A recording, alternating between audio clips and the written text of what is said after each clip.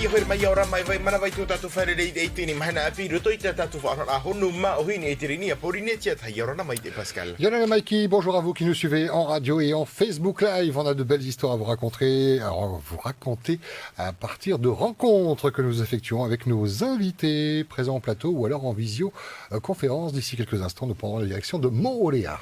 O ia i ruto mate me tiri watatu i Moorea no te whaatia ni ani e tene ohipa e piri mai rea te tahi marihini at oho i nata tui unai i pamata ai o Marilyn roto mai tene tai i te whenua Preve. Oui, Marilyn Necker est en plateau, bonjour. Bonjour. Merci d'avoir répondu à notre invitation. Tu es la directrice de Fenua Preve comme prévention, Voilà, tout à avec fait. les gestes de secours, les formations, tout ce qui va avec. Ça intéresse aussi bien le particulier que le professionnel? Oui, tout à fait. D'accord, on va développer, on a le temps. Marilyn, est-ce que tu peux nous présenter tout d'abord cette société, Fenua Preve, son historique, combien de temps, c'est son but? Oui, bien sûr, avec plaisir. Alors, donc Fenua Preve, c'est votre partenaire prévention en santé et sécurité au travail. Notre mission est donc d'accompagner dans la prévention et la maîtrise des risques professionnels chaque établissement, en vue de diminuer, pourquoi pas, les accidents du travail, les maladies professionnelles. Ça fait combien de temps? La société a été créée en mars 2022. D'accord. Il y avait une demande ou il y avait déjà des sociétés présentes sur la place et il y avait encore de la place Alors, il y avait encore de la place, mais plus dans le domaine, je dirais, il y avait déjà quelqu'un plutôt dans la partie formation. Nous, Ok. on est vraiment on a plus L'analyse. plus large panel d'activités. Ok. Donc, l'idée, c'est que la prise en compte de la sécurité au sein des différentes entreprises est une obligation réglementaire. Néanmoins, au-delà de cet aspect, en garantissant la sécurité et la bonne santé de vos employés, vous améliorerez ainsi la performance de votre entreprise et la productivité. L'objectif de Fenua Preve est donc de créer et de développer une culture santé et sécurité dans chaque entreprise pour faire progresser la Polynésie dans ce domaine. D'accord. On a des bons élèves ici, pardon, excuse-moi de t'interrompre, parce que j'imagine que ton univers, tu le connais bien, mais... Pas trop. Ouais. Pas trop. Ouais, on va dire qu'on a une dizaine, 10-15 ans de retard par rapport au code du travail de métropole. Ah, ok, d'accord. On n'a pas tout à fait le même code du travail et un petit peu de retard quand même sur la mise en application. Et du fait justement qu'il soit différent, le code du travail, ici au Fénois, ça amplifie un peu le retard Oui, je dirais que oui. Par exemple, sur le bruit, les seuils ne sont pas les mêmes. En métropole, on est à 80 décibels, le seuil réglementaire. En Polynésie, on est resté à 85. Alors qu'on sait qu'au niveau de la santé, il y a des répercussions à partir de 80. Donc ce serait important de mettre à jour cet aspect code du travail en tout cas. Vous avez le pouvoir justement de remonter les informations à nos dirigeants, dire pourquoi c'est pas appliqué le 80% pour parler des décibels. Alors on est quand même en lien, oui, bien sûr, avec la direction du travail. Tout à fait. D'accord, ok. Vous êtes combien dans l'équipe Fenua Preve? Alors nous sommes 8, on s'est agrandi très récemment. Ok, et dans cette équipe, alors secrétariat, l'accueil, mais également des professionnels, ceux qui font de l'audit, qui vont sur place Oui, c'est ça. En fait, on a tout un volet, on va dire, consulting et un volet formation. Donc en termes de consulting, on est 2 collaborateurs. Et donc sur les 8, il restera plus que 6 donc, qui sont dédiés vraiment spécifiquement à l'aspect formation. Ok. On parle de sécurité au travail, concrètement, c'est des actions comme quoi? Alors justement, j'allais en parler. Un de nos volets, c'est l'évaluation des risques professionnels. L'évaluation des risques professionnels, c'est mieux connu sous le nom de document unique en métropole. C'est un document qui est obligatoire dès que tu as plus de 1 salarié dans ta société. Il te permet de faire finalement un état des lieux sur quels sont les risques dans ton entreprise et qu'est-ce qu'il faut mettre en place derrière, les mesures de prévention. Donc nous, on intervient vraiment dans les entreprises avec notre expertise, notre savoir-faire pour justement accompagner les entreprises dans ce domaine qui est vraiment spécifique de la prévention. J'entends souvent, oui, c'est juste un vulgaire Excel, juste 3 onglets et 4 lignes. En fait, non, pas du tout. C'est beaucoup plus complexe que ça. C'est important de prendre justement un professionnel pour vous accompagner, en tout cas, à rédiger correctement ce document. Parce qu'en cas d'accident, c'est la première des choses que la CPS ou l'inspection du travail va vérifier. Et tous les secteurs d'activité sont concernés? Oui, bien sûr. Parce qu'on pense à des métiers comme, je sais pas, le bâtiment où les risques sont flagrants. Il y a plus d'accidents dans le BTP. Après, non, c'est vraiment le code du travail, il est applicable pour tout le monde. Donc, dans toutes les sociétés, c'est applicable. C'est-à-dire que pour une société qui vient de se créer, tu le disais, qui a plus d'1 employé, elle est obligée, elle doit forcément passer par un des organismes comme le vôtre pour établir ce fameux plan. Alors après, si l'entreprise est autonome, si elle a les capacités de le faire en interne, pourquoi pas? On forme aussi justement à accompagner les entreprises dans ce domaine-là. Maintenant, pour commencer, je dirais que c'est quand même bien de faire appel à quelqu'un d'expert dans ce domaine-là pour être sûr d'avoir les bonnes bases. Et après, s'occuper de la mise à jour, on va dire. Et concrètement, ça se passe comment un audit? Vous arrivez sur place, observation, peut-être des formulaires, des cases à cocher, vous prenez des notes, après vous rencontrez la direction et vous faites part de vos observations, c'est un peu ça? Alors, l'évaluation des risques, oui, il y a différentes phases. En fait, l'idée, c'est d'aller bien sûr sur le terrain. C'est-à-dire que pour moi, en tout cas, dans ma société, nous, on ne se voit pas faire quelque chose à distance ou alors par échantillonnage. On va vraiment voir chaque service, chaque collaborateur pour en tout cas avoir sa version de qu'est-ce qu'il fait exactement. Parce que nous, d'un point de vue extérieur, bien sûr, on connaît les risques, on connaît les mesures de prévention à proposer, mais il n'y a rien de mieux que l'opérateur qui est vraiment sur place, qui fait son activité, pour nous dire, bah, écoute, je fais ça à telle fréquence, et qu'est-ce qui peut m'arriver par la suite. Donc oui, il y a une phase forcément d'observation, comme tu le disais, mais aussi d'aller discuter, échanger, prendre un peu la température auprès de vraiment l'entreprise. Alors, est-ce que vous êtes emmené aussi, tu le disais, votre société, c'est un large panel de prévention, de sécurité. Donc, on parlait de ce fameux document donc, qui est imposé aux sociétés. Vous faites également de la prévention pour tout ce qui est risque incendie et autres? Alors, on a vraiment d'autres domaines de compétences. Alors, du coup, pour finaliser vraiment nos quatre casquettes, on va dire, donc l'évaluation des risques que je voulais expliquer. La deuxième partie, c'est mettre à disposition des chargés de prévention. Les chargés de prévention, à mon idée, quand j'ai créé Fais-nous après, c'était dans les petites sociétés. On sait qu'en Polynésie, on a quand même une grosse majorité de petites ou moyennes entreprises. Et en fait, dans les grosses structures, il y a déjà par définition un responsable sécurité, un responsable prévention qui peut s'occuper de ça. Maintenant, dans les petites, il n'y avait pas forcément, et donc c'est là où justement il y avait la demande. Mon idée à l'époque, c'était donc de mettre à disposition des chargés de prévention, donc des référents qui maîtrisent bien leur domaine de compétences, pour justement accompagner les entreprises qui n'ont pas forcément les moyens d'avoir quelqu'un à plein temps. Donc c'était de mettre un expert dans les entreprises une fois par mois, une fois par semaine, suivant en fait les besoins, pour les accompagner vraiment pour appliquer le code du travail et puis travailler sur des sujets de fond prévention. Ensuite, l'autre volet, c'est la partie audit. Donc ça, on en fait aussi pas mal. Audit, c'est quoi? C'est tout simplement voir si finalement on est bon, on n'est pas bon et qu'est-ce qu'on peut améliorer. Il n'y a pas de sanction sur un audit. Non, c'est que de l'observation. Nous, on va juste conseiller, accompagner vraiment les entreprises, donc que ce soit employeurs ou membres CHSCT, comité d'hygiène et sécurité au travail. Donc l'idée, c'est de voir si vis-à-vis du code du travail, on respecte à peu près la réglementation. On fait aussi des audits un peu plus pratico-pratiques, c'est-à-dire sur des postes de travail sur écran, par exemple. On nous dit souvent en visite, j'ai mal au cervical, j'ai mal au dos, etc., ou j'ai de la fatigue visuelle. En fait, c'est de regarder un peu le contexte du poste de travail et proposer aussi comment tu dois aménager. Donc, par exemple, l'écran perpendiculaire à la fenêtre pour éviter tout ce qui va être reflet, etc. Et notre dernier volet sur la partie audit, et là malheureusement on en a beaucoup sur le territoire, c'est les risques psychosociaux. Les risques psychosociaux, c'est tout ce qui va être souffrance au travail, donc ça peut passer différents steps, bien sûr, stress, burn-out, harcèlement. Et en fait, il y a des entreprises qui ne savent pas forcément comment gérer cette partie-là. Ouais, c'est vaste, et puis c'est très difficile à décrire finalement. C'est ça, puisque c'est subjectif, d'une personne à l'autre, tu vas réagir différemment. Donc là, l'idée, c'est... Là, c'est de la psychologie presque, là. On est dedans. L'idée, c'est d'aller du coup rencontrer les personnes qui sont en souffrance et puis au travers d'outils, définir qu'est-ce qui se passe, quels sont les facteurs de risque justement au niveau des risques psychosociaux pour définir quels sont les axes d'amélioration. Et donc, on peut avoir aussi des remontées d'informations d'entreprises où il y a un signalement, par exemple de harcèlement, et puis il faut, dans les textes, il faut mener l'enquête en tout cas, vérifier si oui ou non les faits sont avérés. Donc là, on intervient et malheureusement, on a beaucoup de personnes en souffrance qui pleurent énormément, qui lâchent un petit peu toute leur souffrance. Et nous, il faut arriver à démêler le vrai du faux, parce que y a aussi des personnes qui se sentent harcelées alors qu'en fait, c'est pas vrai du tout, c'est plutôt l'inverse même. Donc là, voilà, on a des outils particuliers pour justement voir un petit peu ce qui se passe vraiment et rencontrer vraiment tout le service concerné pour arriver à se faire une propre idée.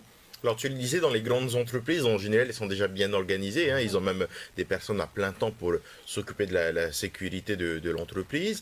Dans les petites entreprises, dans les petites et moyennes entreprises, est-ce que lorsque vous intervenez, ils sont déjà bien au courant de la réglementation par rapport à la sécurité au travail, ou bien vous leur apprenez pas mal de choses?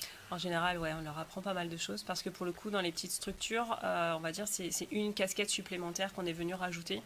la prévention. Sauf que les gens ne sont pas forcément formés et puis malheureusement ne vont pas forcément dans le bon sens. Donc nous, l'idée, c'est vraiment de conseiller et d'orienter justement les personnes pour qu'ils puissent être autonomes dans ce domaine-là. Et forcément, c'est un coût pour les entreprises quand il faut investir, quand il faut racheter des écrans ou du support, des sièges. Oui, ça a un coût, mais je dirais qu'il vaut mieux investir maintenant dans la partie préventive. C'est pour ça qu'on appelle Féno après, parce que du coup, après, le coût, ce serait beaucoup plus important. S'il faut attendre l'accident de travail, s'il faut attendre l'arrêt de travail de la personne, forcément, ça coûte beaucoup plus cher à l'entreprise. C'est vaste, hein, c'est passionnant. 8 personnes, c'est presque peu, surtout quand on touche à la psychologie. Moi, en préparant l'émission, je n'avais pas vu cet aspect accompagnement psychologique, harcèlement, sont des sujets d'actualité. Est-ce qu'on en parlait avant ça ou pas du tout? En Polynésie, je dirais que ça reste quand même assez tabou. Parce qu'on a du mal à définir ce qu'est le harcèlement. Il n'est pas forcément physique, mais moral.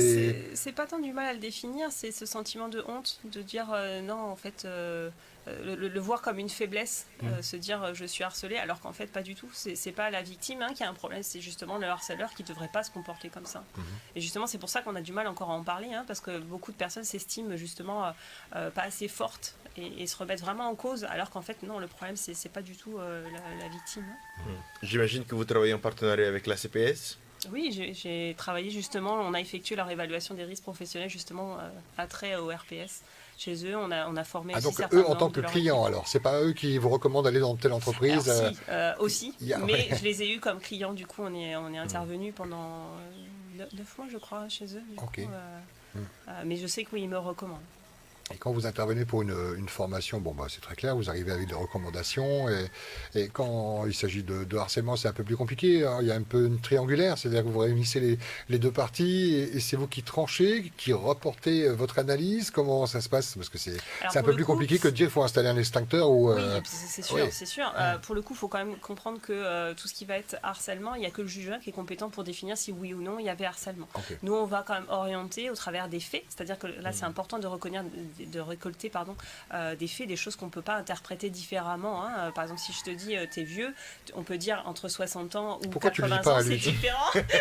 Non, mais je suis local pour l'exemple, mais pourquoi tu ne dis pas à Maki? Donc là, on va dire que c'est subjectif. Moi, ce qui m'intéresse dans les audits, c'est vraiment des choses factuelles qu'on ne peut pas revenir dessus. D'accord? Donc, des fois, on me dit, je n'arriverai pas à prouver le harcèlement parce que c'est que oral. Mais en fait, il y a des fois, lors des audits, on a réussi à prouver justement le harcèlement parce que alors j'ai en tête une entreprise, sur 7 collaborateurs, les insultes, alors pour le coup, j'avais repris les insultes en tahitien, combien de fois ça avait été cité par différentes personnes, ce qui pouvait attester que, quand tu as cette personne qui vient te dire, on entend régulièrement cette insulte, c'est qu'à un moment donné, il y a vraiment eu ce fait-là. Comment vous intervenez dans les entreprises entre votre rôle à vous et celui du médecin du travail? Le médecin du travail, est-ce que c'est que pour les grandes entreprises? Est-ce que vous faites ce rôle-là aussi? C'est complémentaire Alors c'est complémentaire à la base. Du coup, je suis issue j'ai travaillé 5 ans à la médecine du travail. Donc à la base, quand je suis venue sur les territoires, j'ai demandé mon habilitation. L'habilitation qu'on appelle IPRP, intervenant en prévention des risques professionnels. C'est l'inspection du travail qui nous la donne pour 5 ans, pour faire le consulting. Donc à la base, j'étais salariée auprès d'une des services de médecine du travail. Puis quand j'ai ouvert ma société, Féno après, je l'ai redemandé. J'avais besoin d'avoir cette habilitation justement pour faire le consulting. L'idée, c'est que moi, je vois la prévention vraiment en partenariat avec les services de médecine du travail, puisqu'elles sont là pour apporter l'aspect, on va dire, plutôt médicale, et nous, la partie prévention, les solutions à mettre en place dans les entreprises. Qu'est-ce qui est passionnant dans votre travail? C'est de voir les résultats, de voir les gens sauvés, des gens travailler mieux. Vous avez des retours d'ailleurs? Oui, j'ai des très très très bons retours et justement c'est ce qui me booste à continuer dans ce domaine-là. Ça fait très plaisir quand les gens arrivent à sortir par exemple de harcèlement ou sortent d'une formation, mais vraiment, par exemple, on parlait tout à l'heure d'ergonomie au poste de travail sur écran, quand ils ressortent en me disant peut-être un mois après, super Marilyn, ta formation elle a été super bénéfique parce qu'avant j'avais vraiment des problèmes de cervicales, maintenant j'ai plus du tout mal. Et puis on le voit aussi beaucoup dans la formation au secourisme. Tout ce qui va être SST, PSC1, ça aussi c'est magique parce qu'on se dit c'est pour sauver des vies. Et donc, puis c'est aussi bien pour le travail que dans la vie de tous les jours. Ça peut être à la maison. À la maison, on est assis, on travaille. Parfois, à la maison, on fait la cuisine. Il y a des gestes, des réflexes même à adopter, quoi. Alors, si on a une petite société, on vient de lancer sa société, on a une dizaine d'employés, comment on fait pour vous contacter, pour avoir peut-être une estimation de ce qu'il y a à faire dans la société? Ouais. Alors déjà nous on a un site internet qui est vraiment maintenu à jour très très régulièrement. Donc vous pouvez le retrouver sur www.fenoapreve.com. Après mes coordonnées donc c'est le 87 31 00 63. Et puis sinon mon mail donc fenoapreve @gmail.com. Il y a de l'attente ou ça va, vous arrivez à vous organiser? Quelqu'un qui vous appelle, il faut attendre combien de temps avant un audit par exemple? J'arrive à m'organiser, mais j'avoue que on a énormément d'activités. C'est-à-dire que pour le coup, ce qui est assez positif en Polynésie, c'est que le bouche à oreille fonctionne très très bien.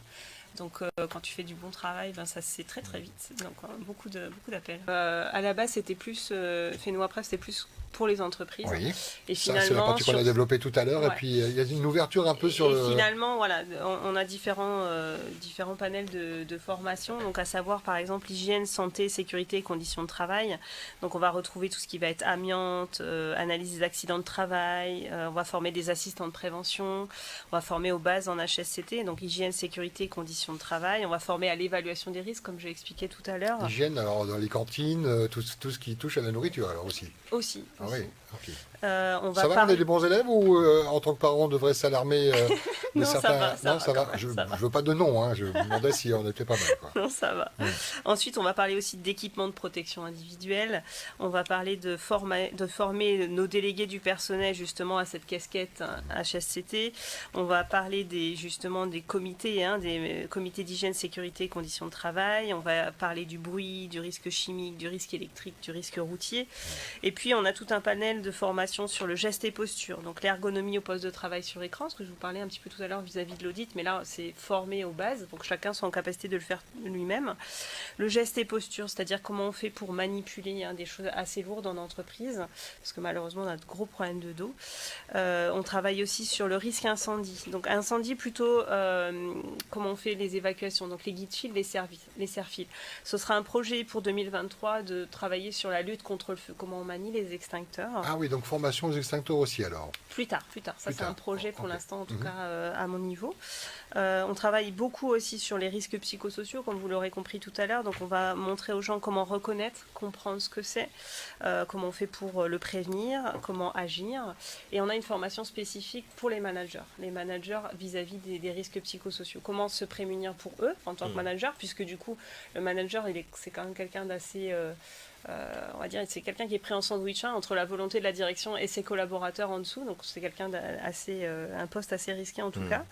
Et puis justement pour travailler sur les RPS, on a développé une formation assez récente sur la gestion des conflits. Comment on peut faire justement quand il y a des tensions au sein d'une entreprise. Et puis on a développé également récemment aussi tout ce qui va être gestion du stress, gestion des émotions, avec justement une sophrologue donc qui est spécialisée dans ce domaine-là. Et puis on travaille aussi donc toujours dans ce domaine de l'hygiène, santé et sécurité, donc la partie un peu plus santé, bien-être, qualité de vie au travail, on en parle beaucoup en ce moment, à justement donner les clés sur ça. Et puis la lutte contre les addictions. Et puis ce que tu me parlais tout à l'heure, c'est la partie secouriste. Donc dans la partie secouriste, il y a deux formations phares, on va dire. La première, le SST, sauveteur secouriste du travail, qui est sur 2 jours, et la deuxième sur une seule journée, qu'on appelle le PSC1, prévention et secours civique de niveau 1. C'est la base. C'est la base. Okay. Ouais. En une journée, on a la base, donc en 7 heures, on arrive à avoir ce diplôme. Vous êtes intervenu dans des établissements scolaires aussi, pour certains élèves, je vois lycée Paul Gauguin. Ça, c'était à la demande de qui alors? Alors, pour le coup, voilà, je suis très très fière de participer à ce projet. La DPDJ, donc délégation de la prévention pour la délinquance et la jeunesse, m'a contactée pour animer des séances de formation qui se tiennent donc gratuitement en l'honneur de nos jeunes, donc à partir de 10 ans. Vous pouvez vous inscrire du coup gratuitement. On se situe donc au niveau du phare Époté, le premier phare Époté côté Marina, dans les parcs Paofaï, tous les mercredis après-midi, de 13h à 16h30.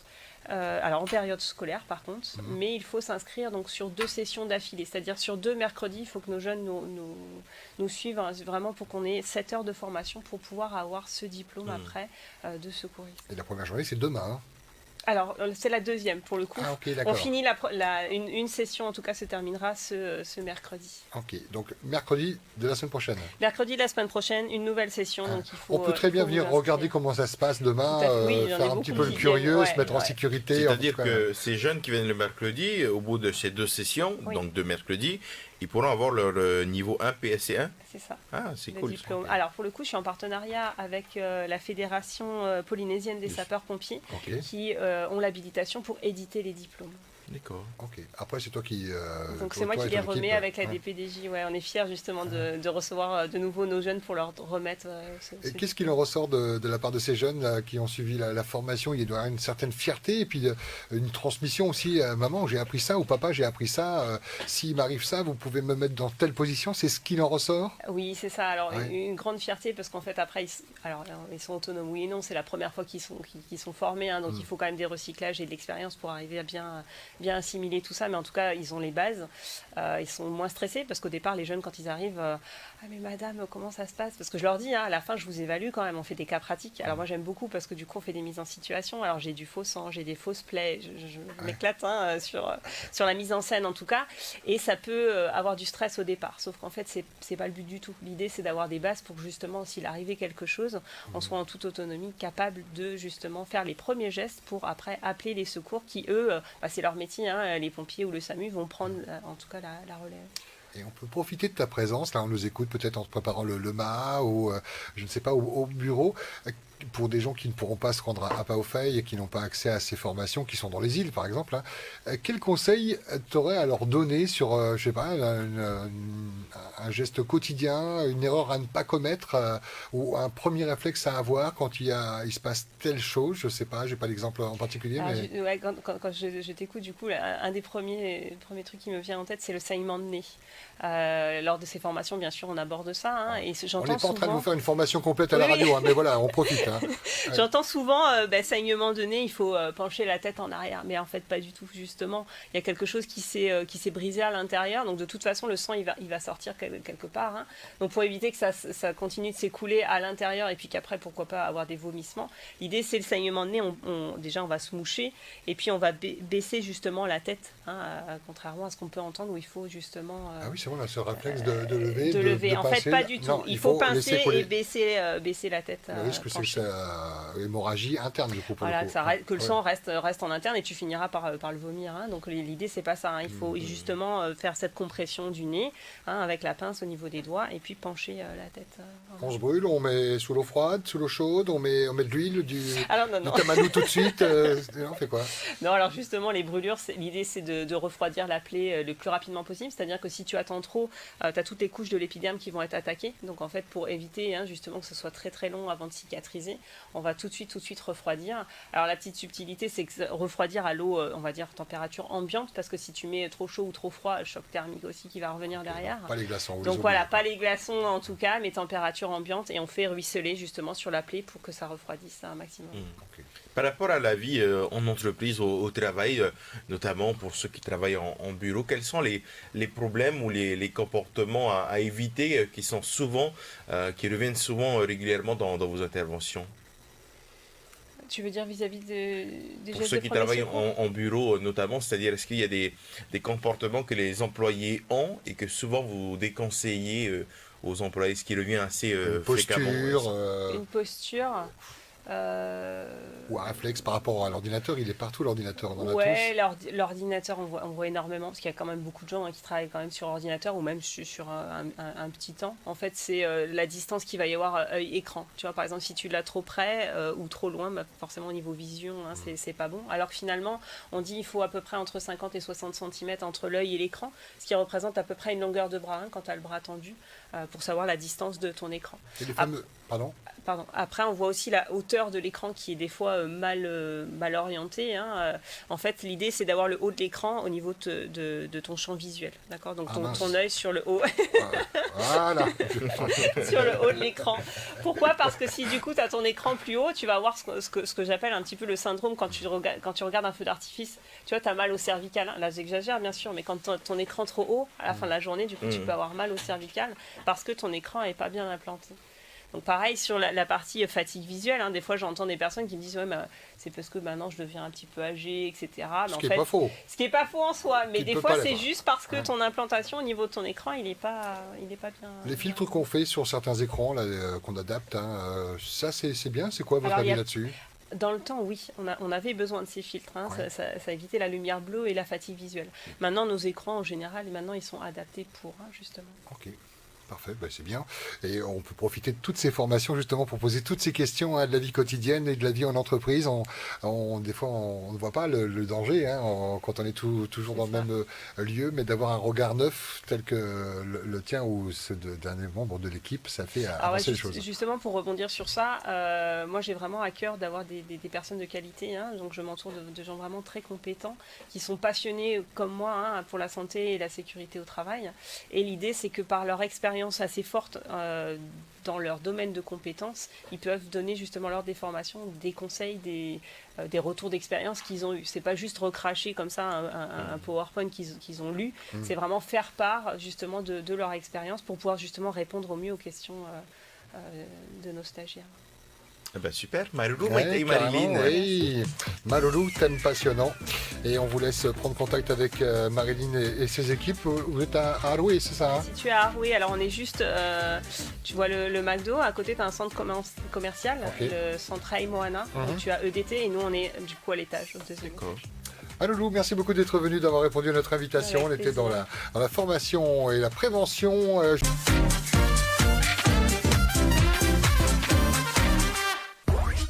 C'est que du